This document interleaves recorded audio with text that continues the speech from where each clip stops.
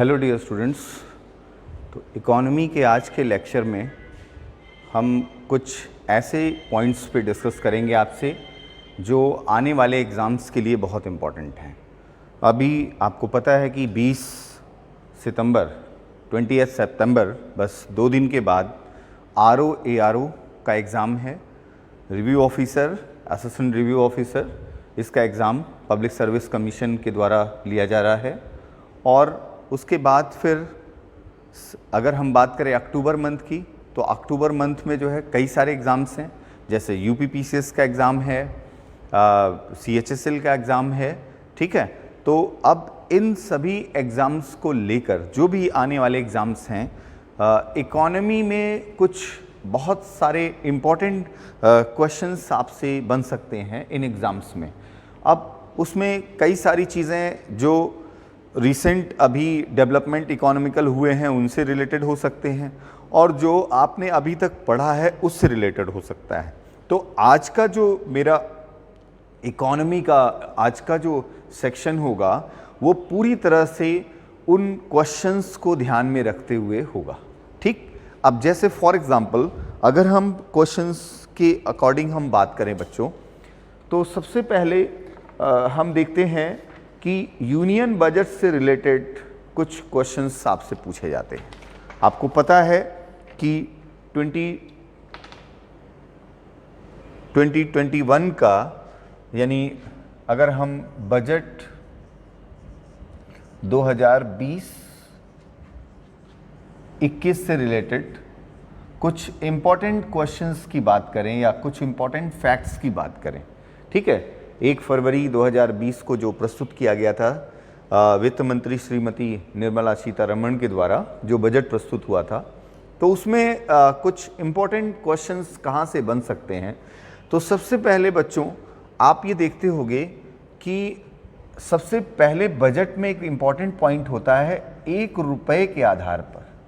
ये रुपये के आधार पर जो है वो आंकड़ा प्रस्तुत किया जाता है आय और व्यय का, इनकम और एक्सपेंडिचर का, ठीक है। एक आप देखते होंगे पिक्चर बना रहता है, 1 रुपया बना हुआ है और उसमें कहाँ से कितना आय है और कहाँ से कितना व्यय हो रहा है, ठीक है। अगर भारत सरकार जो है उसके पास 1 रुपये आ रहा है तो उस 1 रुपये में इनकम कहाँ से आती है और एक्सपेंडिचर कहाँ पे होता है, ऐसे टॉप 3 सेक्शंस पे क्वेश्चन पूछे जाते हैं।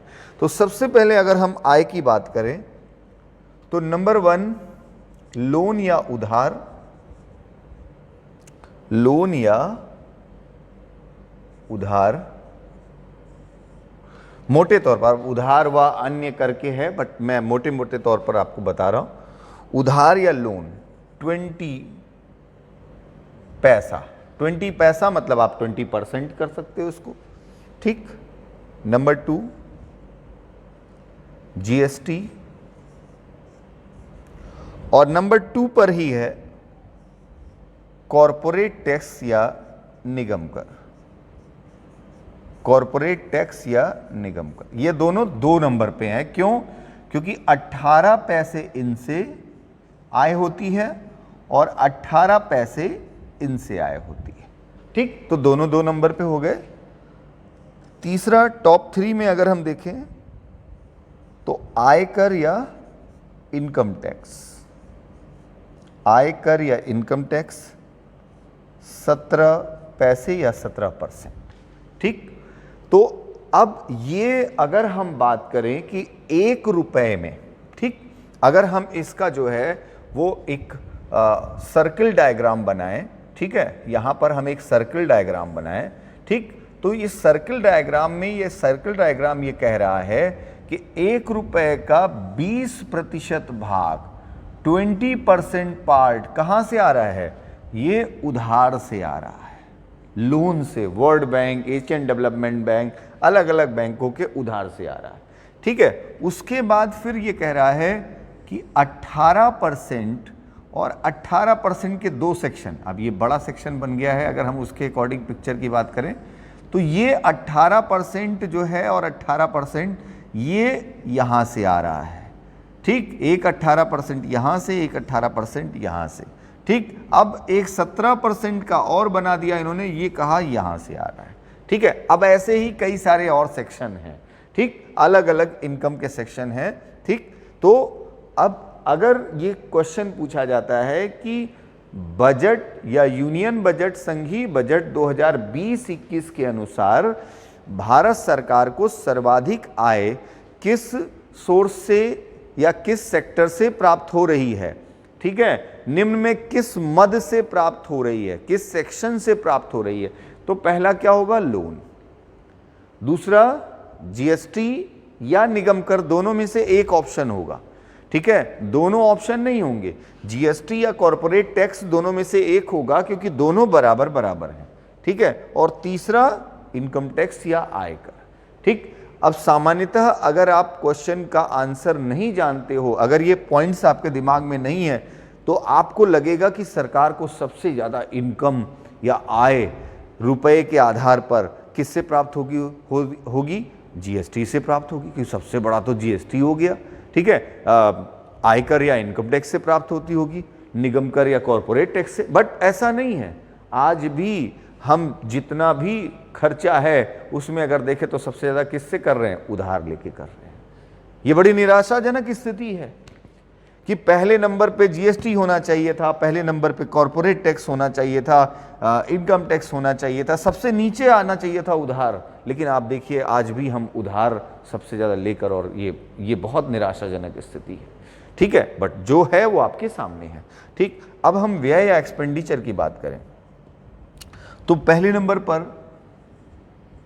कर एवं शुल्क में राज्यों का हिस्सा, टैक्स एंड फीस या रेवेन्यू में राज्यों का हिस्सा, सेंट्रल के द्वारा जो स्टेट्स को उनका हिस्सा दिया जाता है, वो टोटल 1 रुपए के आधार पर 20 पैसा। ठीक, 20 पैसा उसमें दिया जा रहा है। दूसरे नंबर पर ब्याज भुगतान, अगर हम लोन ले रहे हैं तो हमें इंटरेस्ट भी तो देना पड़ेगा, वर्ल्ड बैंक या किसी, तो 1 रुपए का 18% या 18 पैसा हम किस रूप में देते हैं, 18 पैसा हम इंटरेस्ट या ब्याज के रूप में देते हैं। ठीक, तीसरा पॉइंट है, अब तीसरा मद जो है वो केंद्रीय योजना,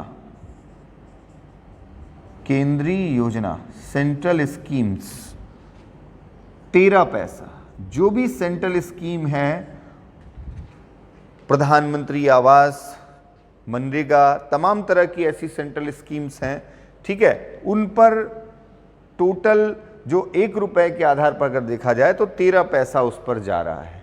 ठीक है, तो ये आपके सामने आया 1 रुपए के आधार पर। अब व्यय की बात करें तो इसका अगर एक सर्किल बनता है तो ये कहते हैं जैसे 20 पैसा, ये मान लीजिए 20 पैसा है, 20% है, तो ये राज्यों का हिस्सा के रूप में दिया जा रहा है, राज्यों की हिस्सेदारी के रूप में वो टैक्स जो आया है वो दिया जा रहा है। ठीक है, इसी तरह से 18 पैसे का एक बना, 13 का एक बना, तो 18%, 13%, 18 यहाँ आ गया, 13, और ऐसे ही अलग अलग मद होगी जिसमें जो है ये रुपए, जो हमारा 1 रुपए का क्वाइन सिंबल है, उस क्वाइन सिंबल की हिस्सेदारी आपके सामने आ रही है।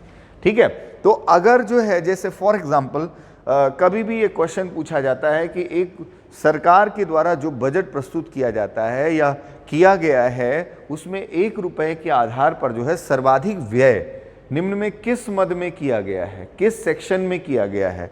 ठीक है, तो ये आपको ध्यान रखना है कि पहले ब्याज जो है वो नंबर 1 पे था, क्योंकि ऋण या उधार, ऋण या उधार, लोन नंबर 1 पे रहता था, बट अब नंबर 1 पे हो गया है कर एवं शुल्क में राज्यों का हिस्सा या राज्यों की हिस्सेदारी। ये ध्यान रखना है आपको यहाँ पर। ठीक है, दूसरे नंबर पर इंटरेस्ट पेमेंट है, ब्याज भुगतान है, और तीसरे नंबर पर सेंट्रल स्कीम्स हैं या केंद्रीय योजनाएं हैं। ठीक है, तो कुल मिलाकर अब इसके नीचे भी और कई मदें हैं और कई सेक्शंस हैं, बट वो आपके लिए उतना इम्पोर्टेंट नहीं है। ठीक, तो एग्जामिनेशन पॉइंट ऑफ व्यू से इनको आप विद डेटा याद कर लीजिएगा, इसको आप लिख कर याद करिए, एक दूसरे से पूछ कर याद करिए, क्योंकि ये एग्ज़ाम में बहुत महत्वपूर्ण होता है। ठीक है, अब बजट 2020-21 से रिलेटेड और क्या इम्पोर्टेंट क्वेश्चंस हो सकते हैं उनकी तरफ चलते हैं बच्चों। उसमें जो आपके लिए इम्पोर्टेंट हो सकता है उस पर हम आते हैं, और जो भी महत्वपूर्ण होगा उससे रिलेटेड उनको हम देखते हैं। तो अब बजट 2020-21 में एक चीज़ बहुत महत्वपूर्ण है। पूरे बजट में जो 1 फरवरी 2020 को बजट प्रस्तुत हुआ है, उसमें आय और व्यय इसका अनुमान प्रस्तुत किया गया है। क्योंकि बजट क्या होता है, बजट जो है वो अगर देखा जाए तो संविधान की लैंग्वेज में क्या है, अनुच्छेद 112 के अंतर्गत वार्षिक वित्तीय विवरण, एनुअल फाइनेंशियल जो डिटेल है या रिपोर्ट है वो है हमारा बजट। तो बजट में हम इस वित्तीय वर्ष के आय और व्यय का अनुमान प्रस्तुत करते हैं। ठीक है, किसी भी एक वित्तीय वर्ष यानी अगले वित्तीय वर्ष, अगले फाइनेंशियल ईयर अर्थात 1 अप्रैल 2020 से लेकर 31 मार्च 2021 के बीच में सरकार को कितनी आय का अनुमान है, भारत सरकार को कितने रुपए की आय का अनुमान है और भारत सरकार कितने रुपए व्यय करेगी। ठीक है, इसको हम लोग प्रस्तुत करते हैं। तो अगर हम आय की बात करें तो अनुमान जो आय का प्रस्तुत किया गया है वो 22,45,893 करोड़ रुपए। ठीक, ये आय का अनुमान है 22,45,893 करोड़ रुपए। ठीक, अब व्यय की अगर हम बात करें बच्चों तो 30,42,230 करोड़ रुपए। नीचे ही लिख देता हूं जैसे वहां लिखा है, करोड़ रुपए। ठीक, अब आप देख रहे हैं ये, अगर ऐसा कोई भी बजट होगा तो घाटे का बजट होगा कि नहीं। हर बार ये होता है, कभी भी सरकार का जो बजट होता है वो लाभ आधारित नहीं होता, वो घाटे का बजट होता है। और एक और इसमें इंटरेस्टिंग बात है कि हम जो आय का अनुमान व्यक्त करते हैं उतनी आय नहीं होती, लेकिन जो हम व्यय का अनुमान व्यक्त करते हैं उससे ज्यादा व्यय हो जाता है। आय कम हो जाती है जितना अनुमान किया जाता है, इकोनॉमिक सर्वे या आर्थिक समीक्षा में ये बात आती है, और व्यय ज़्यादा हो जाता है। हमने कहा भाई कोरोना आ गया इसलिए व्यय ज़्यादा हो गया, और कोरोना के कारण आय क्या हो गई, कम हो गई। अब अप्रैल से बजट लागू हुआ, अप्रैल से कोरोना, भाई उससे पहले से कोरोना है, अप्रैल से कोरोना इफेक्ट स्टार्ट हो गया। अप्रैल, मई, जून, जुलाई, अगस्त, सितंबर, तो 6 महीने आय कम, व्यय क्या हो गया, बढ़ गया। क्योंकि कोरोना के कारण तमाम तरह के अलग अलग एक्सपेंडिचर बढ़ गए, तो व्यय क्या हो गया, बढ़ गया। तो अब ऐसे में हमारा जो बजट होगा वो घाटे में जाएगा कि फायदे में जाएगा, घाटे में होगा।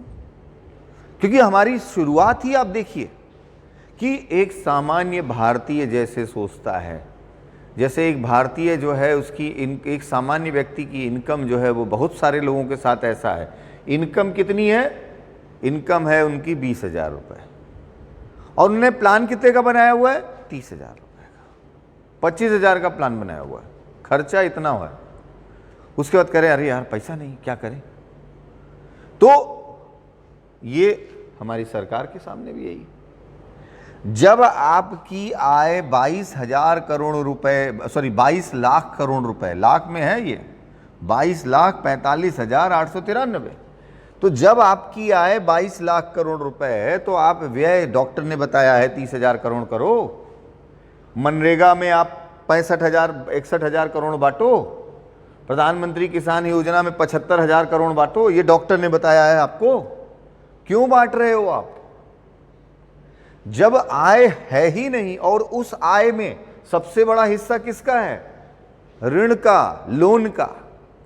इस आय में भी सबसे बड़ा हिस्सा लोन का है, और व्यय में आप देखिए बांटते रहो। तो क्यों बांट रहे हो? अब एक सामान्य व्यक्ति से आप यही तो कहते हो, सरकार एक सामान्य व्यक्ति से क्या कहती है? बचत करो, आय से कम खर्चा करो, अनावश्यक खर्चे मत करो। सरकारी विभागों में अनावश्यक खर्चों पर रोक लगा दी गई, सभी प्रकार के अनावश्यक, बहुत अच्छी बात है। तो ये सबके ऊपर लागू होना चाहिए ना, ये किसी एक के ऊपर तो नहीं लागू होना चाहिए, सबके ऊपर लागू होना चाहिए कि अनावश्यक खर्चे मत करो।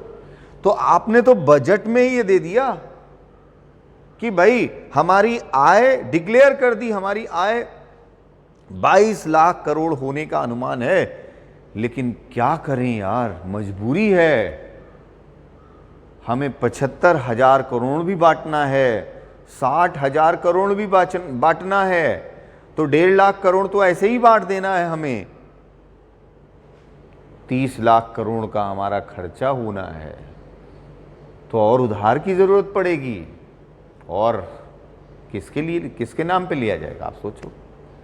ठीक है, तो फिलहाल आपके सामने इस स्थिति, उसको बहुत कुछ बताने की जरूरत नहीं है। जैसे एक सामान्य व्यक्ति से हम कहते हैं कि तुम्हारी आय अगर 20,000 है तो तुम्हारा खर्चा 18,000 के अंदर में हो जाना चाहिए, 2,000 बचाओ बेटा। और हम क्या कर रहे हैं? आय और व्यय में 8 लाख करोड़ का अंतर आ रहा है, तो कहां से फायदे का बजट हो जाएगा? घाटे का बजट स्वाभाविक है। बहुत सारे ऐसे खर्चे हैं जिन पर रोक लगाई जा सकती है, जिनको रोकना होगा। भाई हमारी आय के, या तो हम इसको बढ़ाएं ना, इसको बढ़ाने की बात करें, या तो फिर इसको तो कम करना है, अनावश्यक जो है। ठीक है, तो कहीं ना कहीं प्रॉब्लम है। ठीक, और अनावश्यक खर्चा जो है आज की डेट में सबसे ज्यादा नेताओं के ऊपर हो रहा है, तो सबसे पहले तो वहां से शुरुआत होनी चाहिए, ऊपर से शुरुआत होनी चाहिए। ठीक है, हम गरीब देश कहते हैं, तो गरीब देश के प्रधानमंत्री का जो विमान है वो हजारों करोड़ का अमेरिका के राष्ट्रपति की तुलना करते हुए नहीं होना चाहिए। सीधी सी बात है कि हमें अपने देश की स्थिति के अनुसार काम करना होगा, तो चाहे सामान्य व्यक्ति के लिए हो और चाहे किसी भी व्यक्ति के लिए हो, सबके लिए वही स्थिति आती है। ठीक है, तो अब अगर हम बात करें इसमें अगला जो इंपॉर्टेंट एक पॉइंट और है कि वर्ष 2019-20 ये 2000 की बात है, 2019-20 की तुलना में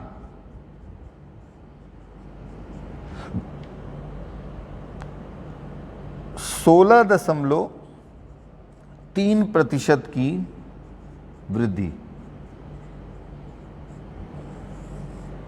ठीक है, अभी मैं बता रहा हूं इसको आपको। अब यहां पर भी वर्ष 2019-20 की तुलना में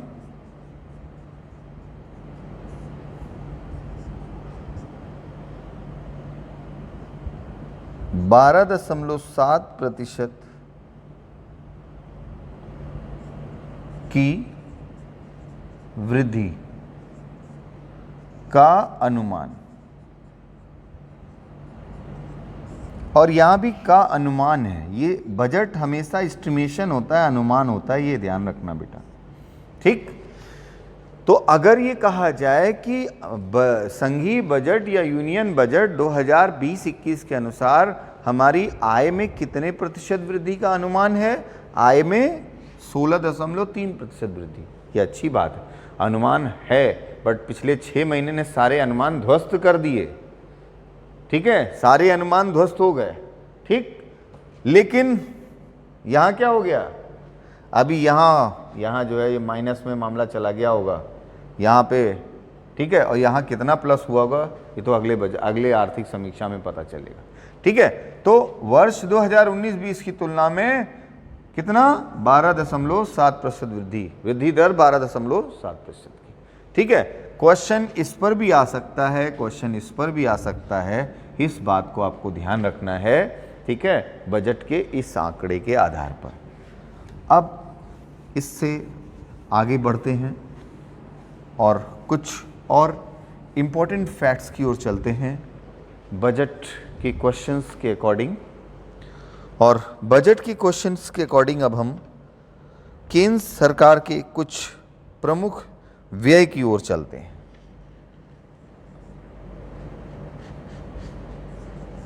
प्रमुख व्यय, इंपॉर्टेंट एक्सपेंडिचर, किस क्रम में?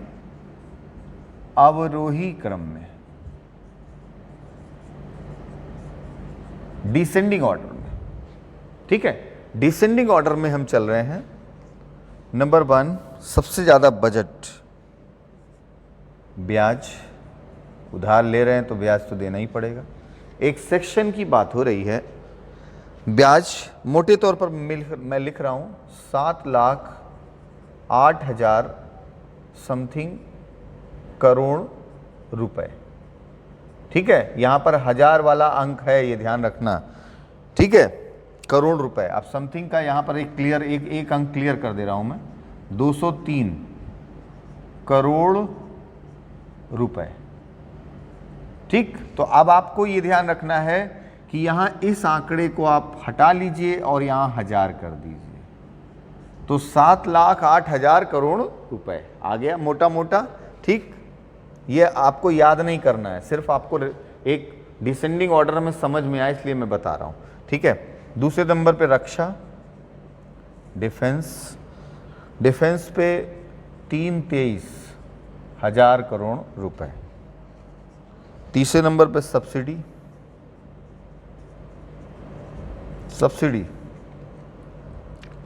2,27,000 करोड़ रुपए। चौथे नंबर पे pension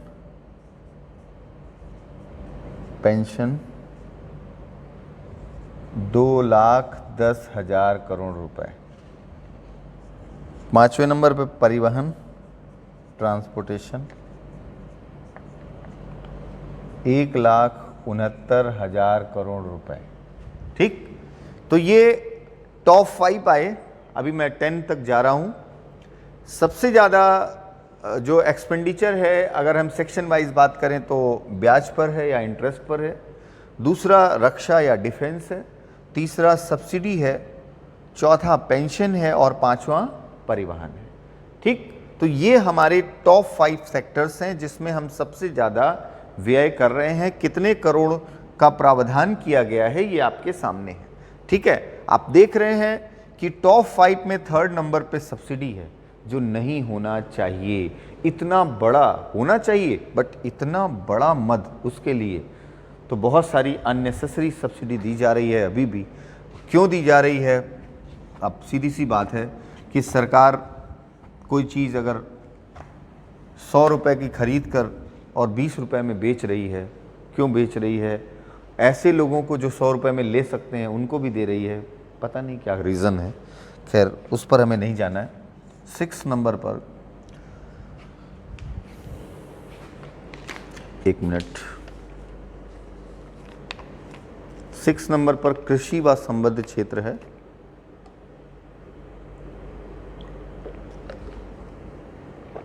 agriculture and associated sector, कृषि व संबद्ध क्षेत्र 1,54,000 करोड़, ज़्यादा होना चाहिए था क्योंकि ये सबसे ज़्यादा लोगों को रोज़गार दे रही है अभी भी, लेकिन अभी भी स्थिति ये है, बहुत नाजुक है। इसके बाद अब शिक्षा की बारी 7वें नंबर पर आ रही। क्या होगा शिक्षा का आप समझ सकते हो, 99,000 करोड़ रुपए। अब यहाँ पर 1000 करोड़ पहले वाला था, लेकिन अब सब 1000 में आ जाएंगे। 8 नंबर पे स्वास्थ्य, हेल्थ आ गया। शिक्षा स्वास्थ्य 7-8 पे है, ध्यान रखो, ठीक है। 67,484 करोड़ रुपए। 9 नंबर पे शहरी विकास, अर्बन डेवलपमेंट, शहरी विकास, अर्बन डेवलपमेंट 50,040 करोड़ रुपए। और 10 नंबर पे है ऊर्जा, एनर्जी, ज़्यादा ज़रूरत नहीं है, जितना है उतना बहुत है, 42,725 करोड़ रुपए। ठीक, तो ये टॉप 10 सेक्शंस हैं जिसके लिए सबसे ज़्यादा मदें निर्धारित की गई हैं। कृषि, शिक्षा, स्वास्थ्य, ये सब जो है अगर देखा जाए तो रियल में टॉप 5 में होना चाहिए था, बट ये 6 से 10 के बीच में है। क्यों है? यही सबसे बड़ी विडंबना है। हमारे देश की सबसे बड़ी विडंबना यही है कि हमारे यहाँ शिक्षा सबसे बाद में आती है। सब कुछ खुल गया, सब कुछ खुल गया, शिक्षा बंद है। ठीक है, बहुत बड़ा सेक्टर, ज़रूरत नहीं महसूस की जा रही है। देखते हैं आगे। अब प्रमुख व्यय ऑन द बेसिस ऑफ मंत्रालय, मंत्रालय के आधार पर। तो मंत्रालय के आधार पर सबसे बड़ा व्यय जो है किस मंत्रालय के लिए होता है? नंबर 1 रक्षा मंत्रालय, नंबर 2 गृह मंत्रालय, नंबर 3 कृषि मंत्रालय, नंबर 4 खाद्य एवं सार्वजनिक वितरण, सार्वजनिक वितरण, फूड एंड पब्लिक डिस्ट्रीब्यूशन, 5 ग्रामीण विकास, ग्रामीण विकास, रूरल डेवलपमेंट। ठीक, तो अगर ये क्वेश्चन पूछा जाता है कि बजट 2020-21 में मंत्रालय, किस मंत्रालय को सर्वाधिक बजट आवंटित किया गया, ठीक है, तो रक्षा मंत्रालय नंबर 1 पर होगा। नंबर 2 गृह मंत्रालय, होम मिनिस्ट्री, सिक्योरिटी सबसे पहला सेक्शन है, अच्छी बात है, होना भी चाहिए। ठीक, तीसरे नंबर पर कृषि है, एग्रीकल्चर है। चौथे नंबर पर फूड एंड पब्लिक डिस्ट्रीब्यूशन है, खाद्य व सार्वजनिक वितरण है। और 5वें नंबर पर ग्रामीण विकास है या रूरल डेवलपमेंट है। ठीक है, तो ये मंत्रालय के आधार पर हो गया कि मंत्रालय के आधार पर क्या सर्वाधिक बजट, सर्वाधिक बजट, ठीक, maximum budget on the basis of ministry. ठीक, अब एक और मंत्रालय के आधार पर डेटा है सर्वाधिक बजट वृद्धि, सर्वाधिक बजट वृद्धि दर। ठीक है, maximum percentage of growth rate किस मंत्रालय की है? पहले नंबर पर संचार मंत्रालय, संचार मंत्रालय, यानी पिछले वर्ष जो बजट दिया गया था उसकी तुलना में इस वर्ष जो है जो बजट दिया गया वो 129% की ग्रोथ हुई है, वृद्धि हुई है। ठीक है, ये पहले नंबर पर हो गया। दूसरे नंबर पर कृषि है, अच्छी बात है, बहुत बढ़िया है, कृषि और बढ़ना चाहिए इसका। कृषि मंत्रालय की ग्रोथ रेट 30% है बजट की। और तीसरे नंबर पर गृह है, होम मिनिस्ट्री है, गृह मंत्रालय है 20% की। ठीक है, तो ये आपके सामने एक आंकड़ा आया कि अगर ये पूछा जाता है कि वर्ष 2020-21 के बजट में किस मंत्रालय के बजट में सर्वाधिक वृद्धि दर हुई, किस मंत्रालय के बजट में सर्वाधिक वृद्धि हुई है। ठीक है, तो जो वृद्धि दर सर्वाधिक रही है वो संचार मंत्रालय की आपके सामने है, दूसरे नंबर पर कृषि मंत्रालय है और तीसरे नंबर पर गृह मंत्रालय है। ठीक है, अब बच्चों हम लोग बजट से रिलेटेड कुछ और क्वेश्चंस की तरफ आते हैं। और यहाँ पर मैं आपको बताता हूँ कि बजट में आपको एक मैक्सिमम सर्वाधिक व्यय किसके आधार पर, योजना या योजनाओं के आधार पर, स्कीम्स के आधार पर सर्वाधिक। पहला, फर्स्ट पीएम किसान, पीएम किसान योजना, कितना बजट, 75,000 करोड़। देखिए आप, तो 6-6 हज़ार रुपये, 2-2 हज़ार रुपये महीना सेक्शन वाइज जो दिया जाएगा, आपको पता होगा अच्छी तरह से। दूसरे नंबर पर है मनरेगा। मनरेगा 61,500 है शायद, हाँ 61,500 करोड़ रुपए।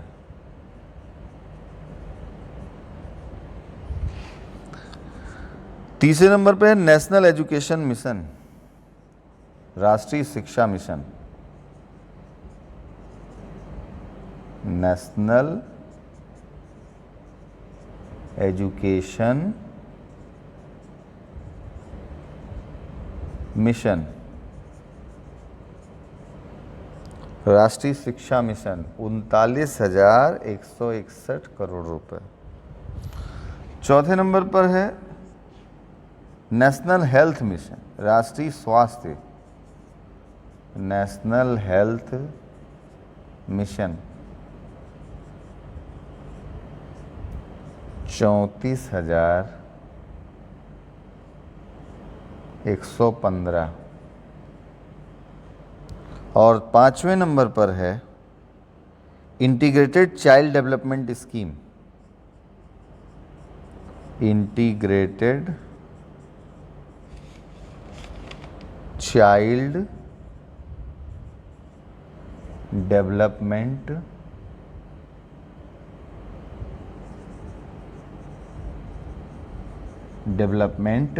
स्कीम, 28,552 करोड़ रुपए। ठीक, ये बजट 2020-21 में सर्वाधिक व्यय वाली, मैक्सिमम एक्सपेंडिचर वाली स्कीम्स हैं। ऐसी स्कीम्स जिनमें सबसे ज़्यादा व्यय का प्रावधान किया गया है, ये वो स्कीम है। तो आपके सामने विद बजट आप जो कितने करोड़ रुपए का है उसके साथ मैं बता रहा हूं यहां पर कि पीएम किसान योजना के लिए 75,000 करोड़ का प्रावधान किया गया है, मनरेगा के लिए 61,500 करोड़ का प्रावधान किया गया है, नेशनल एजुकेशन मिशन के लिए 39,000, राष्ट्रीय शिक्षा मिशन के लिए लगभग 40,000 करोड़ मान लो, ठीक है, नेशनल हेल्थ मिशन के लिए यानी राष्ट्रीय स्वास्थ्य मिशन के लिए लगभग 35,000 करोड़ आप मान लो, और समन्वित बाल विकास योजना, तो समन्वित बाल विकास योजना या इंटीग्रेटेड चाइल्ड डेवलपमेंट स्कीम के लिए आप 28,552 करोड़ रुपए देख रहे हैं। ठीक है, अब आप खुद ही, आपको ये देख के लग रहा होगा कि हमारा जो 30 लाख करोड़ का बजट है, ठीक है, व्यय की बात हम कर रहे हैं, उसमें अगर हम देखें तो आप देखिए कि हम शिक्षा कहाँ ला रहे हैं, तीसरे नंबर पर हम सोच रहे हैं, चौथे नंबर पर हम हेल्थ की बात कर रहे हैं, और कितने करोड़ का हम आवंटन कर रहे हैं। 30 लाख करोड़ रुपए में से हम हेल्थ और जो है वो एजुकेशन, इन दोनों को मिलाकर भी हम 1 लाख करोड़ नहीं खर्च कर रहे हैं। तो ऐसे में क्या होगा, शिक्षा और स्वास्थ्य का क्या होगा, भगवान मालिक आप खुद समझ सकते हो। अभी आपने देखा ना, टोटल बजट 30 लाख करोड़ का है, और 30 लाख करोड़ में हम 1 लाख करोड़ भी इसके लिए नहीं खर्च कर रहे हैं। तो कहाँ होगा, कैसे होगा? हम तो मनरेगा में पैसा बांट रहे हैं, हम तो किसान योजना में पैसा बांट रहे हैं। किसान, उसके लिए उस 2,000 रुपए का कोई वैल्यू हो या ना हो, लो 2,000 रुपए, लो तुम भी लो, आओ, ठीक है। पैसा बांटना है, उसको उसकी नीड है या नहीं है हमसे कोई मतलब नहीं, वो काम करे या ना करे हमको कोई मतलब नहीं। छोटा किसान है, बड़ा किसान है, बस उसको बांटना है, ठीक है, दे दो उसको, ठीक है। हाँ, जिसको आवश्यकता है सुविधाएं दी जाएं, पैसा दिया जाए, लेकिन जिसको आवश्यकता नहीं है उसको भी दे रहे हैं। आज की डेट में क्या हो रहा है, ये दोनों चीजें ग्रामीण क्षेत्र के लोगों को काहिल बना रही हैं। काहिल मतलब कार्यविहीन बना रही हैं। ये दोनों चीजें आज उनको सिर्फ ये है पैसा मिलेगा, वो कल को वोट देंगे, बस खत्म कहानी। ये सिचुएशन हो रही है। तो अब आप सोचिए, अगर वही पैसा उन्हीं के बच्चों के एजुकेशन पर खर्च किया जाता, उन्हीं किसानों के, उन्हीं मजदूरों के बच्चों के एजुकेशन पर खर्च किया जाता, वही पैसा अगर उनके स्वास्थ्य पर खर्च किया जाता, तो हमारा जो सशक्त भारत का विकास होता, जो सामने आता युवा, वो सशक्त युवा आता सामने। वही, हम ये नहीं कह रहे हैं कि इस पैसे को आप किसी और के ऊपर खर्च कर दो। ये मनरेगा मजदूरों के लिए है, ये किसानों के लिए है। आप किसानों के बच्चों के डेवलपमेंट के लिए आप 75,000 करोड़ रुपए खर्च कर दो। आप मजदूरों के बच्चों के डेवलपमेंट के लिए आप 60,000 करोड़ रुपए खर्च कर दो। आप उनके लिए वो सुविधा प्रदान कर दो। आप देखिए सशक्त भारत का, उनको प्रोफेशनल एजुकेशन दिया जाए, उनको टेक्निकल एजुकेशन दिया जाए, उनके लिए तमाम तरह की चीज़ें डेवलप की जाएं, तो आप देखिए कितना रोजगार का विकास होगा और कितना सशक्त हमारा देश बनेगा। लेकिन हम उस तरफ नहीं बढ़ रहे हैं। हम किस तरफ बढ़ रहे हैं? हम जैसे उधार लेकर जी रहे हैं, वैसे लोगों को उधार की जिंदगी दे रहे हैं और कुछ नहीं कर रहे हैं। ये प्रारंभ में भी यही हुआ, अब भी वही सिलसिला चल रहा है, वही सिलसिला चल रहा है, ठीक है। तो सीधी सी बात है, आपके सामने है। तो फिलहाल अब ये जब आपके सामने ऐसे कोई आंकड़े आते हैं तो तुलना भी आती है, और कहीं ना कहीं तार्किक ढंग से तुलना करना कोई गलत नहीं है। जो भी तार्किकता के साथ की जाए तो उसमें कोई गलत नहीं है। रक्षा के बजट या गृह के बजट पर कोई क्वेश्चन मार्क नहीं हो सकता, क्योंकि वो आवश्यकता है हमारी। लेकिन जो हमारी आवश्यकता नहीं है उस पर क्वेश्चन मार्क होगा, निश्चित रूप से होगा। अब बच्चों, ये मैंने आने वाले एग्जाम्स में जो क्वेश्चंस आपसे हो सकते हैं बजट से रिलेटेड, ऐसे ही क्वेश्चंस आपसे और भी पूछे जा सकते हैं। और ऐसे क्वेश्चंस आप अपने यूपी के बजट से भी देख लेना कि मैक्सिमम इनकम कौन से मदों से हो रहा है, मैक्सिमम एक्सपेंडिचर कहाँ से हो रहा है, टोटल इनकम, टोटल एक्सपेंडिचर, क्या ग्रोथ रेट है। इस तरह से एक आपको आइडिया मिलता है कि हमें ये आंकड़े देखने हैं, ठीक है। अब बच्चों देखिए, आपने जो चैप्टर्स पढ़े हैं उनमें अगर हम देखें कि क्वेश्चन पॉइंट ऑफ व्यू से अगर हम बात करें तो देखिए, आप जो है वो जो मुख्य रूप से अगर देखा जाए तो जो 12 पंचवर्षीय योजनाएं हैं,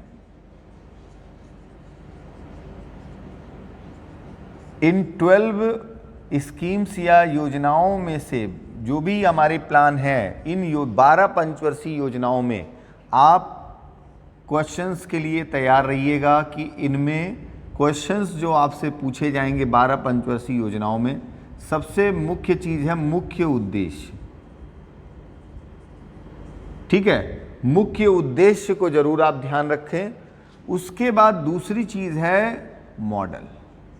अगर किसी भी अर्थशास्त्री के नाम पर है कोई भी मॉडल, इनपुट आउटपुट मॉडल है, लॉन्ग टर्म डेवलपमेंट मॉडल है, ठीक है, तो जो भी मॉडल होगा, हेराल्ड होमर मॉडल है, तो उस मॉडल पर आपसे क्वेश्चन पूछा जा सकता है।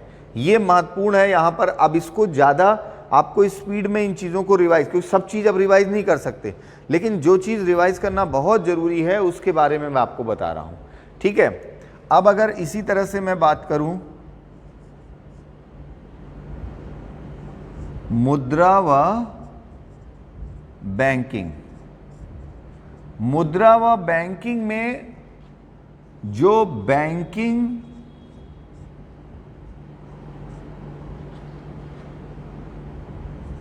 दर, ठीक है, या रेट, बैंकिंग दर या रेट से संबंधित क्वेश्चंस हैं, जैसे for example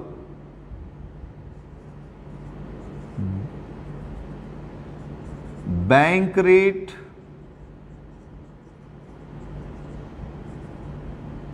repo rate, reverse repo rate, CRR और SLR, इससे रिलेटेड क्वेश्चंस जो हो सकते हैं उनको आप रिवाइज कर लीजिएगा। जैसे फॉर एग्जांपल कि बैंक रेट में वृद्धि पर मुद्रा की तरलता पर क्या प्रभाव पड़ेगा, मुद्रा लिक्विडिटी ऑफ करेंसी कैसे प्रभाव, ये सब मैंने पढ़ाया हुआ है, सब मैंने आपको बताया हुआ है। मैं सिर्फ आपको वो एरिया बता रहा हूँ जहाँ से क्वेश्चंस आपको ट्रेस करना है, जहाँ से क्वेश्चंस आए तो आप गलत ना करो, वो रिवाइज जरूर कर लो, ठीक है। उतना आप RBI मत रिवाइज करो, बैंकिंग रिवाइज मत करो, लेकिन जितना आपको मैं बता रहा हूँ उतना जरूर आप इकोनॉमी में रिवाइज कर लो अपने आने वाले एग्जाम्स के लिए, ये रिवीजन बहुत जरूरी है, ठीक है। तो आपको ये SLR अगर बढ़ा तो क्या होगा, SLR कम होगा तो क्या होगा, रेपो रेट बढ़ा तो क्या होगा, इन पर जो क्वेश्चंस हैं उनको आप देख लीजिएगा, ठीक है। इसके बाद फिर अगर हम बात करें पूंजी बाजार, कैपिटल मार्केट, ठीक, तो पूंजी बाजार या कैपिटल मार्केट में एक तो सेबी के बारे में आपको जानना है, ठीक है। सेबी के बाद जो है यहाँ पर जो टेक्निकल टर्म्स हैं उसके बाद उसको आप रिवाइज कर लीजिएगा, ठीक है।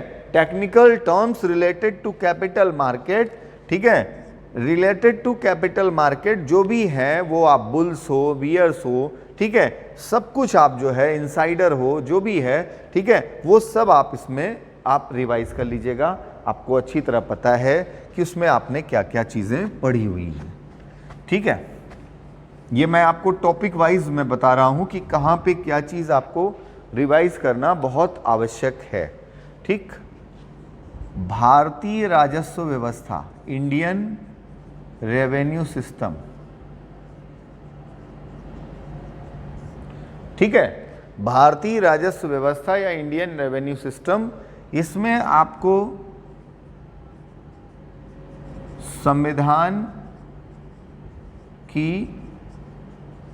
7वीं मैंने सब बताया हुआ है, अनुसूची 7 शेड्यूल 7वीं अनुसूची के कर रिवाइज करने हैं, टैक्स केंद्र के, राज्य के, ठीक है, समवर्ती सूची के जो भी है टैक्सेस को रिवाइज करना है, ठीक है, कर को रिवाइज करना है, 101वां संविधान संशोधन रिवाइज करना है, ठीक है। उसके बाद फिर प्रत्यक्ष तथा अप्रत्यक्ष कर, डायरेक्ट एंड इनडायरेक्ट टैक्स कौन से हैं, ठीक है, उनको आपको रिवाइज करना है। और इसके बाद फिर इंपॉर्टेंट टैक्स, ठीक है, जो भी इंपॉर्टेंट टैक्स हैं उनको आपको रिवाइज करना है, चाहे वो GST हो, चाहे वो इनकम टैक्स हो, चाहे वो कॉरपोरेट टैक्स हो, ठीक है, उन सबको आपको यहाँ पर रिवाइज करना है। उस टॉपिक में आप जाकर उसके 2-3 लेक्चर्स जो भी हैं उसके आधार पर आप रिवाइज कर लीजिएगा, ठीक है। अब अगर हम बात करें भारत का औद्योगिक विकास,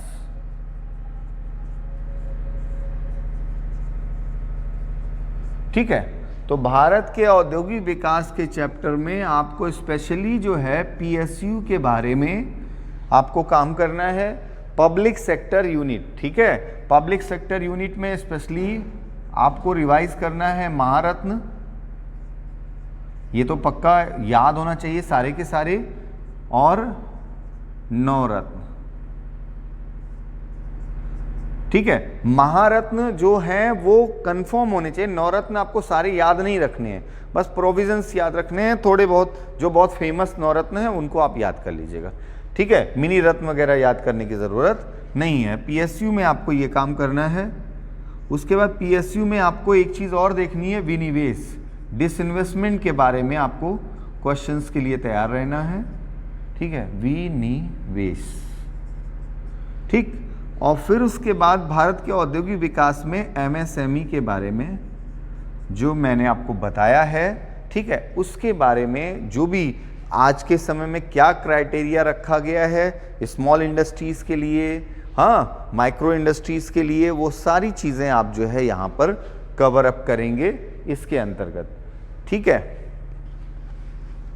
फिर आपको अगला जो इम्पोर्टेंट रिवीजन करना है वो विदेश व्यापार, फॉरेन ट्रेड, विदेश व्यापार या फॉरेन ट्रेड, ठीक है। विदेश व्यापार या फॉरेन ट्रेड में आयात से आयात के आंकड़े, निर्यात के आंकड़े,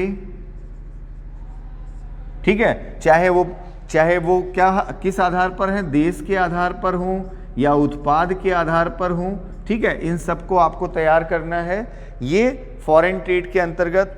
उसके बाद फॉरेन ट्रेड में आपको SEZ और FDI, फॉरेन डायरेक्ट इन्वेस्टमेंट, इससे रिलेटेड चीज़ों को आपको रिवाइज करना है और इसके क्वेश्चंस के लिए आपको प्रिपेयर रहना है। ये ध्यान रखिएगा, इसके बारे में भी आपको जो भी बताया गया है, जो भी नए डाटा आपको मिले उनको भी आप रिवाइज करिएगा विदेश व्यापार या फॉरेन ट्रेड चैप्टर के अंतर्गत, ठीक है। अब एक और इम्पॉर्टेंट चैप्टर है पॉवर्टी एंड अनएम्प्लॉयमेंट, गरीबी व बेरोजगारी। हालांकि अभी इस तरह के आंकड़ों से सरकार बचेगी, लेकिन फिर भी क्वेश्चंस के लिए तैयार रहिए। गरीबी व बेरोजगारी से संबंधित जो भी क्वेश्चंस हैं, ठीक है, अब गरीबी, जैसे फॉर एग्जांपल गरीबी से संबंधित जो क्वेश्चंस हैं, ठीक है, वो उसमें जो है वो वर्ल्ड बैंक ने अभी परिभाषा में जो बदलाव किया है उसके अनुसार, ठीक है, नीति आयोग के अनुसार, ठीक, यानी जो अभी लेटेस्ट जो चल रहा है, ठीक है, उसके बाद फिर सी रंगराजन समिति की रिपोर्ट जो आई थी उसके अनुसार, सी रंगराजन के अनुसार जो है समिति के अनुसार जो भी आंकड़े हैं उनको आपको देखना है। ये सारे डेटा या आंकड़े यहाँ पर आपको देखना है, ठीक है। भारत में गरीबी यानी भारत में जो प्रतिशत है, ठीक है, राज्यों की जो स्थिति है उसमें दोनों क्या, मैक्सिमम और मिनिमम, ठीक, ये टॉप 3 तो कम से कम पता ही होना चाहिए, ठीक। बेरोजगारी में इसके प्रकार या टाइप्स जो हैं इनके बारे में आपको, और रोजगार के बारे में कौन से सेक्टर में क्या रोजगार की स्थिति है, इसके बारे में भी क्वेश्चंस आपको यहाँ पर देखने होंगे, ठीक है, ये आपके लिए इम्पोर्टेंट होगा, ठीक। तो बच्चों अगर हम बात करें यहाँ पर क्वेश्चंस की, तो ये इकोनॉमी में आपके लिए मेन इंपॉर्टेंट सेक्टर्स हैं। अब इसके अतिरिक्त जो है हम आपको इकोनॉमी का एक क्वेश्चन पेपर आपको जो है जो एक इंटरनल क्वेश्चन पेपर आपको हम प्रोवाइड करेंगे व्हाट्सएप ग्रुप में, और एक एक्सटर्नल पेपर आपको प्रोवाइड करेंगे, ठीक है। तो इकोनॉमी के क्वेश्चन पेपर्स के लिए भी आप तैयार रहिएगा। इसके साथ साथ भारत सरकार की जो योजनाएं हैं, जो स्कीम्स हैं, उन स्कीम्स का एक PDF मैं आपको प्रोवाइड कर दूंगा आपकी व्हाट्सएप ग्रुप में, वो भी मैं आपको प्रोवाइड कर दूंगा। बस आपको ये ध्यान रखना है कि व्हाट्सएप ग्रुप में जो भी ऐसी चीज़ें प्रोवाइड की जाएं, आप उसे किसी को भी शेयर ना करें। अगर आप सफल होना चाहते हैं तो, अगर आप असफल होना चाहते हैं तो आप आराम से शेयर करिए, हमें कोई प्रॉब्लम नहीं। बट अगर भविष्य में, जिसको कहते हैं ज़िंदगी में कभी सफल होना चाहते हो, तो ये बात मान लेना बेटा कि किसी को भी शेयर नहीं करना, क्योंकि अब बहुत सारे कैंडिडेट्स ग्रुप से रिमूव हो चुके हैं, निकाले जा चुके हैं, और ऐसा अप्रोच कर सकते हैं वो लोग। तो आपको बिल्कुल उनकी बातों में नहीं आना है, नहीं शेयर करना, क्योंकि उनके लिए अपना भविष्य ना खराब कर लेना, ठीक है। तो अभी हम इकोनॉमी से रिलेटेड बहुत सारा ऐसा फैक्चुअल डेटा है जो आपके लिए एग्जाम पॉइंट ऑफ व्यू से इंपॉर्टेंट है, जिसको आप वीडियो लेक्चर में बताना जरूरी नहीं है, वो मैं पीडीएफ के द्वारा, पीडीएफ फॉर्म में मैं आपको दूंगा। कल और परसों में भी मैं आपको वो प्रोवाइड करूंगा, नेक्स्ट वीक भी आपको मैं प्रोवाइड करूंगा, ठीक है, जिसमें हम इंटरनेशनल और जो हमारे नेशनल इकोनॉमिक ऑर्गेनाइजेशंस हैं, उन ऑर्गेनाइजेशंस से रिलेटेड जो इंपॉर्टेंट पॉइंट्स होंगे वो मैं आपको दूंगा, स्कीम्स जो हमारी हैं उससे रिलेटेड, ठीक है। और मैंने जैसा कि कहा कि क्वेश्चन पेपर भी आपके बीच में आएगा, तो इन सबको आप रिवाइज करके बच्चों आप आगे के लिए आप प्रिपेयर रहिएगा, जिससे कि आप इकोनॉमी के ज़्यादा से ज़्यादा क्वेश्चंस, क्योंकि मैं 100% क्वेश्चन की बात कभी नहीं करता, ज़्यादा से ज़्यादा क्वेश्चंस आप सही अटेम्प्ट कर सको, ठीक है। इसके लिए आपको जो है कहीं ना कहीं रिवीजन की ज़रूरत है, ज़्यादा से ज़्यादा रिवाइज करिए और हम आपको वो डेटा प्रोवाइड करेंगे, ठीक है बच्चों। आज फिर से मैं वो बात कह रहा हूँ जो मैंने पिछले वीडियो में भी कही थी कि जो स्टूडेंट्स जो है अभी भी हमारे व्हाट्सएप ग्रुप में बैच वाइज जो हमारे ग्रुप बने हैं उनसे नहीं कनेक्ट हैं, वो जुड़ जाएं अपनी रिस्पॉन्सिबिलिटीज़ को पूरी करके, अन्यथा आने वाले समय में बस आप जो है जब ऑफलाइन क्लासेस होंगी तो आप उसी आधार पर आप क्लास ले पाओगे, और यदि आप व्हाट्सएप ग्रुप में नहीं हो तो आप फिर क्लास नहीं ले पाओगे, ठीक है। और अगर अब इसमें हो सकता है कि कोई कैंडिडेट ये क्वेश्चन करे कि सर हमारे पास तो स्मार्टफोन नहीं है, हमारे पास मोबाइल नहीं है, तो हम क्या करें, तो ऐसे कैंडिडेट्स को सुनील को कांटेक्ट करना है और वो सुनील को कांटेक्ट करके वो मिलें और अपनी बात रखें, अपना इंफॉर्मेशन दे दें, वो अपनी डिटेल दे दें, ठीक है। अदरवाइज उनके लिए प्रॉब्लम होगी, क्योंकि हम व्हाट्सएप में जो कनेक्ट हैं, रिस्पॉन्सिबल हैं, जो एक्टिव हैं, उनको क्लास दे दें आगे, यही बहुत है, ठीक है। अगर हम उन्हीं को क्लास में आगे मेंटेन कर लें यही बहुत है। इसलिए आप ध्यान रखिएगा कि अभी भी आपके सामने मौका है कि एज अ रिस्पॉन्सिबल कैंडिडेट आप दिशा परिवार में बने रहना चाहते हो आगे फ्यूचर में, तो अपने को कहीं जल्दी से जल्दी ये कोशिश करो कि आप अपने को जल्दी से जल्दी अपने बैच के व्हाट्सएप ग्रुप में जोड़ सको, ठीक है। ये बहुत आवश्यक है, और इसलिए मैं आपसे बार बार ये कह रहा हूँ कि बाद में ये कहने को ना हो कि सर आपने बताया नहीं, इसका मतलब आप किसी भी स्टूडेंट से कनेक्ट नहीं थे। तो अब ऐसे लोगों को जो है हम लोग आगे लेकर नहीं चल सकते। जो मेरे वीडियो को देख रहे हैं, जो लोग कनेक्ट हैं, वो भी ये डिसकनेक्ट जो उनके फ्रेंड्स हैं उनको बता दें, अगर उनके वो अच्छे दोस्त हैं तो, वेल विशर हैं तो, अदरवाइज बाद में ये मत कहना। और आप अभी आपस में जब ऐसी बातें करते हो, अरे यार जब होगा तब देखा जाएगा, जब खुलेगा तो देखेंगे, फिर सॉरी बोल देंगे, ऐसा कर देंगे, कुछ नहीं होगा फिर, ठीक है। ऐसा कुछ भी नहीं होगा जो आप सोच रहे हो, कोई सॉरी नहीं चलेगा, कोई एक्सक्यूज नहीं चलेगा। इसलिए अभी से आप अलर्ट हो जाओ, क्योंकि ये बातें हम ऑन रिकॉर्ड पहले से बोल दे रहे हैं, ठीक है। तो हम आपको बता देंगे कि भाई देखो उस डेट को मैंने ये चीज़ बोली हुई थी और उसी के अकॉर्डिंग हमें चलना है, क्योंकि वो हमारी मजबूरी होगी, तो इसलिए हम उसके अलावा कोई रास्ता नहीं अपनाएंगे, ठीक। तो बच्चों आप रिवीजन करिए, और हमारे जितने भी स्टूडेंट्स आरओ का एग्ज़ाम देने जा रहे हैं उनको ऑल द बेस्ट, और आगे के सभी एग्ज़ाम के लिए आप प्रिपेयर होते रहिए, जम के तैयारी करिए। किसी प्रकार के र्यूमर से परेशान होने की ज़रूरत नहीं है, मैं अपने ऑडियो मैसेज से आपको बताता रहता हूँ, लेकिन फिर भी आपसे कह रहा हूँ आपको सिर्फ अपने सब्जेक्ट्स को स्ट्रॉन्ग करना है, और बाकी चीज़ें आप छोड़ दीजिए। आप सब कुछ धीरे धीरे सही हो जाएगा, सब कुछ सिस्टम में आ जाएगा, और चाहे कोई भी गवर्नमेंट हो, युवाओं को इग्नोर नहीं कर सकती है, आज नहीं तो कल उनको उस पर काम करना होगा। Thank you.